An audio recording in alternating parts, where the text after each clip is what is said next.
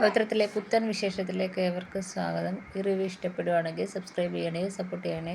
അങ്ങനെ കോടതിയിലെ ജഡ്ജി വിശ്വത്തിനോട് ചോദിക്കുകയാണ്, വിശ്വം തനിക്ക് ഇയാൾക്കെതിരെ കേസ് കൊടുക്കണമെങ്കിൽ കേസ് കൊടുക്കാം, മാനനഷ്ടത്തിന് വേണമെങ്കിൽ കേസ് കൊടുക്കാം. അപ്പോൾ വിശ്വം പറയാണ്, എനിക്ക് ആരോഗ്യക്കെതിരെ കേസ് കൊടുക്കണ്ട, ഈ സാറിൻ്റെ കമ്പനിയിലല്ലേ ഞാൻ ജോലി ചെയ്തത്. ആ സമയത്തൊന്നും സാറ് അപമര്യാദയായി എൻ്റെ അടുത്ത് പെരുമാറിയിട്ടില്ല. അതുകൊണ്ട് തന്നെ എനിക്ക് ഈ സാറിനെതിരെ ഒരു കേസും ഇല്ല. എന്നെ അങ്ങ് വെറുതെ വിട്ടാൽ മതി എന്ന് നമ്മുടെ വിശ്വൻ കോടതിയിൽ കൈകൂപ്പി പറയുകയാണ്. കണ്ടോടോ, ഇതാടോ മനസ്സ്, ഇങ്ങനെ ആയിരിക്കണം എന്ന് ജഡ്ജി ശ്രീകാന്തിനോട് പറയുകയാണ്. തനിക്കൊക്കെ കുറേ കാശും അധികാരം ഉണ്ടെന്നും പറഞ്ഞ് ആരെ വേണമെങ്കിലും ഉപദ്രവിക്കാമെന്ന് പറഞ്ഞ് നടക്കുകയാണ്. ഇതിനൊക്കെ ചുക്കാൻ പിടിക്കുന്ന കുറേ പോലീസുകാരുണ്ട്, അവർക്കൂടെ ചേർത്ത് വേണം ശിക്ഷ കൊടുക്കാൻ എന്ന് നമ്മുടെ ജഡ്ജി പറയുകയാണ്. ഇതൊക്കെ കേട്ട് ചമ്മി നാറി ശ്രീകാന്ത് ഇങ്ങനെ കോടതിയിൽ നിൽക്കുക. വേദയോട് പറയാണ്, കീപ് ഇറ്റ് അപ്പ് എന്നൊക്കെ വേദയോടും ജഡ്ജി പറയുന്നുണ്ട്. എന്നിട്ട് എതിർഭാഗം വക്കീലിനെ വിളിച്ചിട്ട് പറയാണ്, പി ഇപ്പോൾ കോടതിയിൽ ജൂനിയറെന്നും സീനിയറെന്നും ഇല്ലെന്ന് ഇപ്പം തനിക്ക് മനസ്സിലായോടോ എന്ന് ചോദിക്കുകയാണ്. മാത്രമല്ല, കോടതി പിരിയുന്നവരെ ശ്രീകാന്ത് ഈ കോടതിയിൽ വളപ്പിൽ തന്നെ കാണണമെന്നും പറഞ്ഞ് ജഡ്ജി പറയുകയാണ്. അതുപോലെ തന്നെ വിശ്വനെ വെറുതെ വിടുകയും ചെയ്യുന്നുണ്ട്. വിശ്വന് വളരെ സന്തോഷമാണ്. വിശ്വ ഇങ്ങനെ കൈകൂപ്പി, ജഡ്ജി കൈകൂപ്പി കാണിക്കുന്നത് പോലെ വേദയും ഇങ്ങനെ കൈകൂപ്പി കാണിക്കുന്നു. അപ്പോൾ വേദ കണ്ണടച്ച് ഇങ്ങനെ കാണിക്കുന്നു. പിന്നെ കോടതിയുടെ പുറത്താണ്. അപ്പോൾ വേദയാണെങ്കിൽ ശ്രീകാന്തിനെ കാണുന്നു. അപ്പോൾ രാവിലത്തെ കാര്യം ഇങ്ങനെ ആലോചിക്കുകയാണ്. രാവിലെ ആണെങ്കിൽ ശ്രീകാന്ത് വന്നപ്പം വേദ വന്ന് പറയുകയാണ്, മുഖത്ത് എന്തോ വിഷമമൊക്കെ കാണുന്നുണ്ടല്ലോ, പൈസ എവിടെയാണെന്ന് അറിയാൻ വയ്യാത്തതുകൊണ്ടാണോ വിഷമം കാണുന്നതെന്ന് വേദ ചോദിക്കുകയാണ്. ഇപ്പോൾ ആ പൈസ എവിടെ ഇരിക്കുന്നതെന്ന് എനിക്കറിയാം. നിങ്ങൾ ഇന്നത്തെ ദിവസം നിങ്ങൾ ഈ കോടതിയിൽ നിന്ന് പിരിയുമ്പോൾ തോറ്റ് മടങ്ങത്തേ ഉള്ളൂ. അത് എൻ്റെ ഒരു വാശിയാണെന്നൊക്കെ പറഞ്ഞ് വേദ പറയുന്ന കാര്യം ഇങ്ങനെ ഓർക്കുകയാണ്. അപ്പോഴത്തേക്ക് ശ്രീകാന്തിൻ്റെ അടുത്തേക്ക് വിക്രം വരികയാണ്. വിക്രം വന്നിട്ട് പറയണം, നിങ്ങളെ പെങ്ങളെ വിചാരിച്ചിരിക്കുന്നത് നിങ്ങൾ സ്വയം കേസ് ആ പൈസ കിട്ടാത്തത് കൊണ്ടാണ് നിങ്ങൾ സ്വയം കേസ് പിൻവലിച്ചെന്ന്. പക്ഷെ സത്യം അതല്ലല്ലോ. നിങ്ങളുടെ ജീവിതം തകർക്കുന്നൊരു ബോംബ് നിങ്ങളുടെ ഉള്ളിലുണ്ടെന്ന് എനിക്കറിയാവുന്നത് കൊണ്ടാണ് നിങ്ങൾ ഈ കേസ് പിൻവലിച്ചതെന്ന് എനിക്കല്ലേ അറിയത്തുള്ളൂ എന്ന് പറയുകയാണ്. വിക്രം ഇങ്ങനെ ആലോചിക്കുകയാണ്. തലേന്ന് ദിവസം രാത്രിയിൽ സ്റ്റോർ റൂമിൽ കയറിയപ്പം ആ ലോക്കറിനകത്തുനിന്ന് നമ്മുടെ ശ്രീകാന്ത് വേറൊരു സ്ത്രീകളും തമ്മിലുള്ളൊരു ഫോട്ടോ വിക്രമിന് കിട്ടുന്നുണ്ട്. അപ്പോൾ നമ്മുടെ ശ്രീകാന്തിൻ്റെ വേറൊരു പെണ്ണുമായിട്ട് അടുപ്പമുണ്ട്. അപ്പം ഇതൊക്കെയാണ് വിക്രം ഓർക്കുന്നത്. അപ്പം ആ കേസ് ഉള്ളതിൻ്റെ അന്ന് രാവിലെ വിക്രമാണെങ്കിൽ ശ്രീകാന്തിനെ കാണാൻ അവർ വീട്ടിലെത്തി. വർഷ വന്ന് ഡോറ് തുറക്കുമ്പോൾ, ചേട്ടത്തിയമ്മേ, അളിയനില്ലയോ എന്ന് ചോദിക്കുകയാണ്. ശ്രീ അളിയ എന്നും പറഞ്ഞ് നമ്മുടെ വിക്രം കിടന്ന് വിളിക്കുകയാണ്. അപ്പോൾ നമ്മുടെ ശ്രീകാന്ത് ഇറങ്ങി വരികയാണ്. എന്താടാ എന്ന് ചോദിച്ചുകൊണ്ട് ദേഷ്യത്തിന് ആരുടെ അളിയൻ എന്ന് ചോദിക്കുന്നുണ്ട്. അപ്പം വിക്രം പറയാണ്, എന്തൊക്കെ പറഞ്ഞാലും ബന്ധങ്ങളല്ലാതായി മാറത്തില്ലല്ലോ അളിയ എന്ന് പറയാണ്. നിനക്കെന്താ, ചേട്ടനെ ഇറക്കണമെന്ന് റെക്കമെൻഡേഷനായിട്ടാണോ വന്നത്? ഇനി എന്തായാലും നിൻ്റെ ചേട്ടൻ ജയിലിൽ നിന്ന് ഇറങ്ങത്തില്ല. അത് ഇന്നത്തോടെ തീരുമാനമാവും. അവൻ ഇനി പുറം ലോകം കാണത്തില്ല. നിന്നെയും ഏതെങ്കിലും കേസിൽ കുടുക്കി ഞാൻ അകത്താക്കും എന്ന് പറയുകയാണ്. ആ കേസ് അങ്ങനെ നടക്കട്ടെ അളിയ എന്ന് വിക്രം പറയാണ്. അത് ഇനിയിപ്പോൾ ചേട്ടൻ എന്തായാലും ജയിലിലായിരിക്കും. ചേട്ടൻ ജയിലിൽ കിടക്കട്ടെ, കുഴപ്പമില്ല, വിശ്വട്ടൻ എന്തായാലും ജയിലിൽ കിടക്കട്ടെ. ഇത് ഞാൻ വേറൊരു കേസ് കെട്ടിനെ കുറിച്ചാണ് പറയാൻ വന്നത്. അപ്പം ശ്രീകാന്ത് അതെന്തുവാ?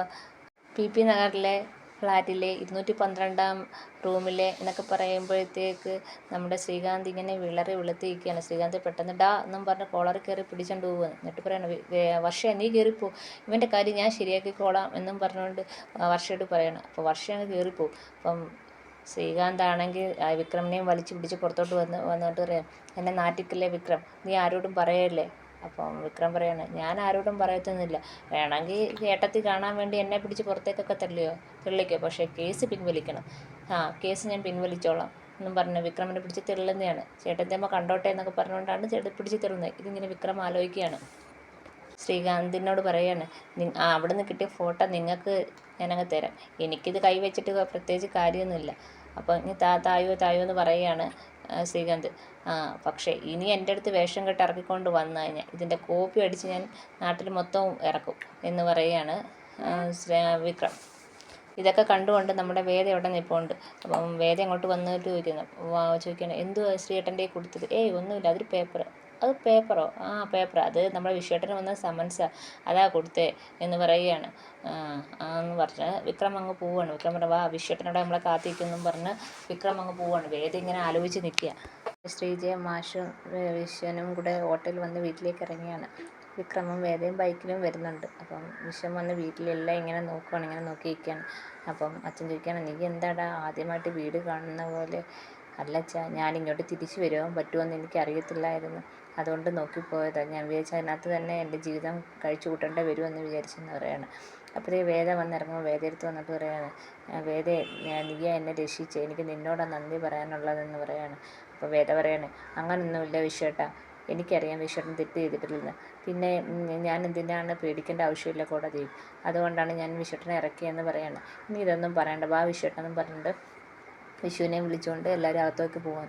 അകത്തേക്ക് പോയപ്പം നമ്മുടെ നന്ദിനി അവിടെ ക്യൂടെക്സ് അടിച്ചുകൊണ്ടിരിക്കുകയാണ്. നന്ദിനി ആ വിഷുവേട്ടൻ വന്നോ, ഇറങ്ങിയോ എന്നൊക്കെ ചോദിക്കുകയാണ്. അപ്പം ആഷ് ചോദിക്കുകയാണ്, എന്താ അവൻ വരണ്ടായിരുന്നോ എന്ന് ചോദിക്കുകയാണ്. അല്ല, ഞാൻ ചോദിച്ചെന്നേ ഉള്ളൂ. അപ്പം വിജേത വന്നിട്ട് നന്ദിനിയുടെ അടുത്ത് ചോദിക്കുക, ഞാനിനി ഇറക്കിയോണ്ടാണോ നന്ദിനി ഏട്ടത്തി അങ്ങനെ ചോദിച്ചത്? ആരിറക്കിയാലും വിഷുവേട്ടൻ പുറത്തിറങ്ങിയാൽ മതിയല്ലോ, അല്ലാതെ ഞാൻ ഇങ്ങനെ ചോദിച്ചെന്നേ ഉള്ളെന്ന് നന്ദിനി പറയുകയാണ്. എന്നിട്ട് വിക്രമനോട് പറയുകയാണ്, എനിക്ക് അതിനകത്ത് കടന്നിട്ട് ശ്വാസം മുട്ടിപ്പോയി, നീ എങ്ങനെ ഇത്ര എന്ന കാലം അവിടെ കഴിഞ്ഞു കൂട്ടി, എനിക്ക് ആലോചിക്കുമ്പോൾ തന്നെ പേടിയാവുന്നു എന്ന് വിക്രമനോട് പറയാണ്. 2 ദിവസം കൂടെ ഞാനവിടെ കടന്നിരുന്നെങ്കിൽ ചത്തു പോത്തേ ഉള്ളായിരുന്നു. അപ്പോൾ വിക്രം ചോദിക്കുകയാണ്, പോലീസുകാർ ഉപദ്രവിക്കുക എങ്ങനെ ചെയ്തു?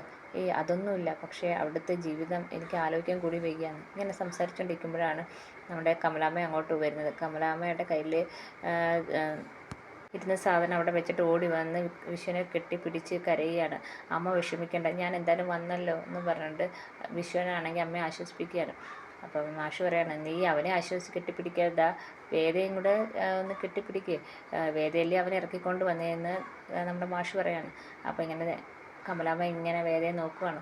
അതെന്താ വെച്ചാൽ അങ്ങനെ പറഞ്ഞാൽ അതൊന്നും ആവശ്യമില്ല, അതെൻ്റെ കടമയില്ലേ എന്ന് വേദ പറയുകയാണ് അവിടെ നിന്ന്. അപ്പോഴത്തേക്ക് നന്ദിനിയുടെ അടുത്ത് പോയി വിനായകനെ വിളിച്ചുകൊണ്ട് വരാൻ വിഷം പറയുന്നുണ്ട്. അങ്ങനെ വിനായകൻ വരികയാണ്. ചേട്ടൻ വന്നോ, വിശ്വേട്ടൻ വന്നോ, എനിക്ക് കോടതിയിലേക്ക് വരണമെന്നുണ്ടായിരുന്നു, പക്ഷേ സമയമില്ലായിരുന്നു, അതുകൊണ്ടാണ് ഞാൻ വരാഞ്ഞതെന്ന് പറയുന്നത്. ആണോ എന്ന് ചോദിക്കാൻ.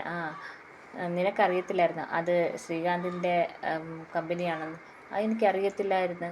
അപ്പോഴത്തേക്ക് ഒരൊറ്റ അടിയൻ വെച്ച് കൊടുക്കുകയാണ്. അയ്യോ വിശ്വേട്ടാ, എൻ്റെ പല്ല് പോയി എന്നൊക്കെ പറഞ്ഞിട്ട് വിനായകൻ ഭയങ്കര കരച്ചിൽ. അപ്പം പറഞ്ഞു, നിനക്കറിയത്തില്ലെന്ന് പറഞ്ഞു കഴിഞ്ഞാൽ പിന്നെ അടിക്കാൻ ഒരുങ്ങുമ്പോൾ ശ്രീജ വന്ന് പിടിക്കുന്നുണ്ട്. നിനക്ക് ആ കമ്പനി ശ്രീകാന്തിൻ്റെ ആണെന്ന് അറിയത്തില്ലായിരിക്കും, പക്ഷേ നീ എന്നെ കൊണ്ട് ഒപ്പിടിപ്പിച്ചുകൊണ്ട് പോയി. ആ ചിട്ടി നടത്തുന്നത് വർഷയുടെ അച്ഛനാണെന്ന് നിനക്കറിയത്തില്ലായിരുന്നോ? ഇല്ല, എനിക്കറിയത്തില്ലായിരുന്നെന്ന് നമ്മുടെ വിനായകൻ പറയുകയാണ്. അപ്പം നന്ദിനിയും പറയുകയാണ്, ഞങ്ങൾക്കറിയത്തില്ലായിരുന്നു അത് അവരുടെ ചിട്ടിയാണെന്ന് അറിയത്തില്ലായിരുന്നു, നടത്തുന്ന അയാളാണെന്ന് അറിയത്തില്ലായിരുന്നു വിശ്വട്ടെ എന്ന് പറയണം. അപ്പം വിനായകൻ പറയാണ്, ഞാൻ ആരെക്കൊണ്ട് വേണമെങ്കിലും സത്യം ഇടിയിക്കാം, ഞാനല്ല, എനിക്കറിയത്തില്ലായിരുന്നെന്ന് ഞാൻ ആരെക്കൊണ്ട് വേണമെങ്കിലും സത്യം ഇടാമെന്ന് വിനായകൻ പറയാണ്. കമലമ്മ പറയാം, അതൊക്കെ കഴിഞ്ഞ് പോയ കാര്യമില്ല, ഇനി അതിനെക്കുറിച്ചൊന്നും പറയണ്ട. അപ്പോൾ വിനയൻ പറയണം, അത് പറ്റത്തില്ല, ഞാനിപ്പം കള്ളനായിട്ട് നിൽക്കില്ലേ, ഞാൻ ആരെ കൊണ്ട് വേണമെങ്കിലും സത്യം ഇടാം, നന്ദിനിയെ കൊണ്ട് സത്യം ഇടട്ടെ. അപ്പോൾ ഓടി വന്ന് നന്ദിനിയുടെ തല കൈവച്ചപ്പോൾ നന്ദിനി പറയാം, വേണ്ട വേണ്ട വേണ്ട, എൻ്റെ തലയും കൊണ്ടൊന്നും എൻ്റെ തലയിൽ കൈവച്ച് കൊണ്ട് സത്യം ചെയ്യേണ്ടെന്ന് പറയാം. അപ്പം വേദവിക്കുന്നത്, അതെന്താ നന്ദിനി ഏട്ടത്തി, വിനായകേട്ടൻ പറയുന്നത് സത്യമല്ലെന്ന് വിചാരിച്ചാണോ അങ്ങനെ പറയുന്നതെന്ന്. അപ്പോൾ നന്ദിനി പറയണം, അതുകൊണ്ടൊന്നുമല്ല, അതുകൊണ്ടൊന്നുമല്ലെന്ന് പറയും. ഇടയ്ക്ക് വേദയാണെങ്കിൽ നമ്മുടെ വിക്രത്തിനെ നോക്കുന്നുണ്ട്. കാരണം വേദയ്ക്ക് എന്തോ സംശയമുണ്ട്, ശ്രീകാന്തുമായിട്ട് എന്തോ സംസാരിച്ചേ, ഇപ്പം എന്താ സംസാരിച്ചതെന്ന് വേദയ്ക്ക് എന്തോ ഇങ്ങനെ സംശയമുണ്ട്. വേദ ഇങ്ങനെ ഇടയ്ക്കിടയ്ക്ക് ഇങ്ങനെ വിക്രത്തെ നോക്കുകയും ചെയ്യുന്നുണ്ട്. വേദ പറയാനായിട്ട് വന്ന അച്ഛനോട് പറയാൻ വന്നേ, ഞാൻ ഈ കേസ് ജയിക്കാൻ എൻ്റെ കൂടെ വിക്രമും ഉണ്ടായിരുന്നു, അതിനൊരു കാരണം വിക്രമുമാണെന്ന് പറയാൻ വന്നേ. പക്ഷേ വിക്രം അത് പറയാൻ സമ്മതിച്ചില്ല. അപ്പോഴത്തേക്ക് അടിയും കൊണ്ട് വിനായകൻ അവിടെ നിൽക്കുകയാണ്. വിനായകനാണെങ്കിൽ നന്ദിനിയുടെ തലയിൽ കൈ വെച്ചുകൊണ്ടിരിക്കുകയാണ്. അപ്പോൾ നന്ദിനി വേണ്ട വേണ്ട, എൻ്റെ തലയിൽ അങ്ങ് സത്യം ചെയ്യേണ്ടെന്ന് പറഞ്ഞ് നന്ദിനി അങ്ങ് പോവുകയാണ്. അങ്ങനെ എല്ലാവരും അങ്ങോട്ടും ഇങ്ങോട്ടൊക്കെ അങ്ങ് പോയി. വിക്രമും വേദയുടെ മുന്നിൽ നിന്ന് അങ്ങ് മുങ്ങി. പിന്നെ കാണിക്കുന്നത് വിശ്വനും ശ്രീജിയും കൂടെ സംസാരിക്കുകയാണ്. ഞാൻ ആകപ്പാടെ അങ്ങ് രണ്ട് ദിവസത്തോടെ അവിടെ കിടന്നിറങ്ങി, ഞാൻ ആകപ്പാടെ തകർന്നു പോയെന്നെ ശ്രീജി എന്ന് പറയുകയാണ്. എന്തുവായാലും അതെല്ലാം കഴിഞ്ഞല്ലോ, ഇനി അതിനെക്കുറിച്ചൊന്നും ഓർക്കേണ്ട വിശ്വട്ടാ എന്ന് പറയുകയാണ്. ഞാൻ ഒരിക്കലും വിചാരിച്ചില്ല ഇങ്ങനൊരു സംഭവം ഉണ്ടാവുമെന്ന്. പിന്നെ എൻ്റെ പേടിയെന്ന് വെച്ച് കഴിഞ്ഞാൽ നമ്മുടെ മോൾക്ക് കൂടുതൽ നാണക്കേടാവത്തില്ലേ. അപ്പം പോലീസുകാർ പറയുകയാണ്, ഇനി എന്തായാലും നിൻ്റെ ജീവിതം ഇങ്ങനെയൊക്കെ തന്നെയാണ്, കള്ളനായിട്ട് തന്നെ ഇനി ജീവിക്കാനേ പറ്റത്തുള്ളൂ എന്ന് പോലീസുകാർ പറഞ്ഞായിരുന്നു. അപ്പം അങ്ങനൊരവസ്ഥ വന്നാൽ നമ്മളെ മോളെങ്ങനെ സ്കൂളിൽ പോവും, അതൊക്കെയായിരുന്നു എൻ്റെ ആലോചന എന്ന് പറയുകയാണ്. അപ്പം ശ്രീജ പറയാം, എന്തായാലും അതൊക്കെ കഴിഞ്ഞല്ലോ എന്ന് പറയാണ്. വിനായകേട്ടൻ അറിഞ്ഞുകൊണ്ടായിരിക്കത്തില്ല അവിടെ കൊണ്ടുവന്ന് ആ കമ്പനിയിൽ കൊണ്ടുവന്നാക്കിയതെന്ന് പറയാണ്. അപ്പം വിശ്വം പറയുന്നത്, അതെനിക്കറിയത്തില്ല, അവനെ എന്നിങ്ങനെ പറയാണ്. അപ്പോൾ ശ്രീജ പറയാണ്, എന്താ വിനായകേട്ടനെ സംശയമുണ്ടോ വിശ്വേട്ടന്? ഇപ്പം എനിക്ക് ആരെ സംശയിക്കണം, ആരെ കൂടെ നിർത്തണമെന്ന് അറിയത്തില്ല. പക്ഷേ വേദയാണെങ്കിൽ അവരുടെ വീട്ടുകാരുടെ എതിർഭാഗം വീട്ടുകാരാണെന്ന് അറിഞ്ഞിട്ട് പോലും നമ്മുടെ കൂടെ തന്നെ നിന്ന് അവൾ നല്ലൊരു കുട്ടിയാണ്, ഈ കുടുംബത്തിലേക്ക് വന്നു ചേരേണ്ട ഒരാൾ തന്നെയാണ്. അപ്പോൾ ശ്രീജ പറയാണ്, ആദ്യത്തെ ദിവസം ഈശ്വരനെ പുറത്തിറക്കാൻ പറ്റാത്തതുകൊണ്ട് ഞാൻ അവളെ ഒത്തിരി കുറ്റപ്പെടുത്തി. അപ്പം ഇനിയെങ്കിലും വിക്രം അവളെ മനസ്സിലാക്കിയാൽ മതി, അവൾ നല്ലൊരു കുട്ടിയാണ്. ഇതൊക്കെയാണ് ഇന്നത്തെ എപ്പിസോഡിൽ കാണിച്ചിരിക്കുന്നത്. എല്ലാവർക്കും ഇഷ്ടപ്പെട്ടെങ്കിൽ സബ്സ്ക്രൈബ് ചെയ്യണേ.